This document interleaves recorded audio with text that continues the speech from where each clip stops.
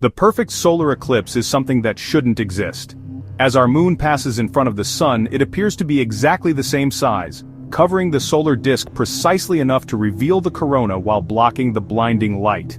This celestial alignment occurs because the moon is approximately 400 times smaller than the sun, and by cosmic coincidence, exactly 400 times closer to Earth. Astronomers call this the perfect cosmic alignment, but the mathematical probability of such precision happening by chance is virtually zero. This extraordinary coincidence is just the first clue in a mystery that has puzzled scientists for decades. What if the moon isn't a natural satellite at all, but an engineered structure deliberately placed in orbit by an intelligence far beyond our own? In 1969, after analyzing seismic data from lunar missions, NASA scientist Dr. Gordon MacDonald made a startling statement. The moon is hollow and appears to have been hollowed out by some technically advanced civilization. NASA quickly distanced itself from this claim, but the data remained unexplained. When Apollo astronauts crashed the lunar module into the moon's surface after returning to the command module, seismometers recorded something astonishing. The moon rang like a bell for nearly an hour. Dr. Maurice Ewing, co-director of seismic studies, noted, "It's as though someone had struck a bell, suspended it in some way, and then struck it again."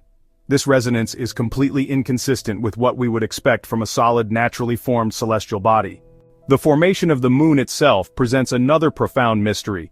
The prevailing giant impact hypothesis suggests that a Mars-sized body called Theia collided with early Earth, and the resulting debris formed the moon. Yet this theory fails to explain numerous lunar anomalies. The moon's composition should mirror Earth's if formed from the same impact, but lunar rocks contain significantly different isotope ratios. Additionally, the moon is surprisingly large relative to its host planet, a ratio found nowhere else in our solar system. Earth possesses the largest moon-to-planet size ratio by far, with the moon being about 1/4 the diameter of Earth. By comparison, Mars's largest moon Phobos is only 1/160th of Mars's diameter. What's more, the moon's orbit is suspiciously perfect, nearly circular, unlike the elliptical orbits of most natural satellites. This precision is critical because it creates stable tidal forces that have regulated Earth's climate and rotation for billions of years. Without this precise orbital arrangement, Earth's axial tilt would wobble chaotically, creating extreme climate variations that would make complex life development nearly impossible. It's as if the moon were deliberately placed to transform Earth into a habitable planet. The moon's influence on Earth's habitability goes far beyond stabilizing our climate. The lunar gravitational pull creates tidal forces that slow Earth's rotation to a life-friendly 24-hour day. These tides also created tidal pools, protected coastal areas that many scientists believe were essential for the transition of life from ocean to land. The moon essentially functions as a gravitational anchor that provides the stable conditions necessary for complex life to evolve.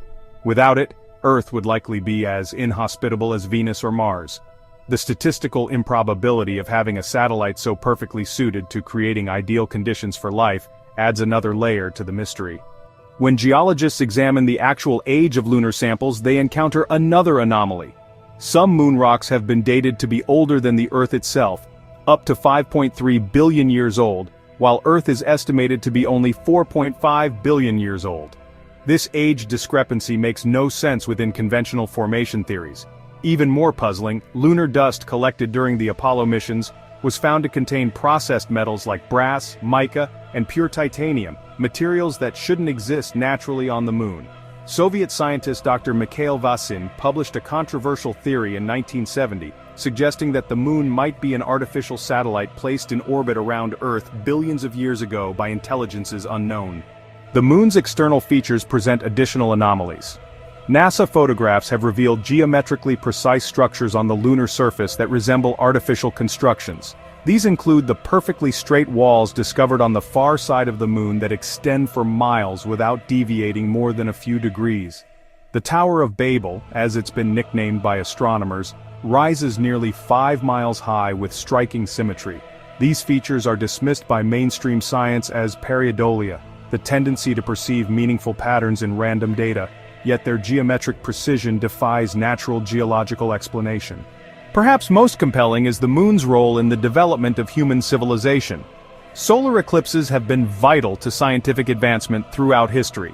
The perfect alignment of sun and moon allowed ancient astronomers to make breakthrough discoveries about celestial mechanics, and modern physicists to confirm Einstein's theory of general relativity. If an advanced civilization wanted to accelerate the development of intelligence on Earth, providing the perfect astronomical laboratory in the form of precise solar eclipses would be an elegant solution. The moon, in other words, may have been designed not just as a stabilizing force for Earth's physical development, but as a cosmic teaching tool for its emerging intelligent species. The internal composition of the moon raises even more questions about its natural origin. Seismic experiments conducted during the Apollo missions revealed that the moon has a layered internal structure more consistent with an engineered object than a natural formation. The outer layer is composed primarily of aluminium, titanium, and uranium, materials commonly used in spacecraft construction due to their lightweight and high-strength properties. Beneath this is what appears to be a highly processed titanium layer of extraordinary thickness and purity. Finally, data suggests an inner cavity or extremely light core, explaining the moon's unusually low density, 3.3 grams per cubic centimeter compared to Earth's 5.5. This unusual composition creates what scientists call the lunar density enigma. As MIT astronomer Dr. Erwin Shapiro noted, "The best explanation for the moon is observational error. The moon doesn't exist." His hyperbolic statement underscores how fundamentally the moon's properties conflict with our understanding of astrophysics.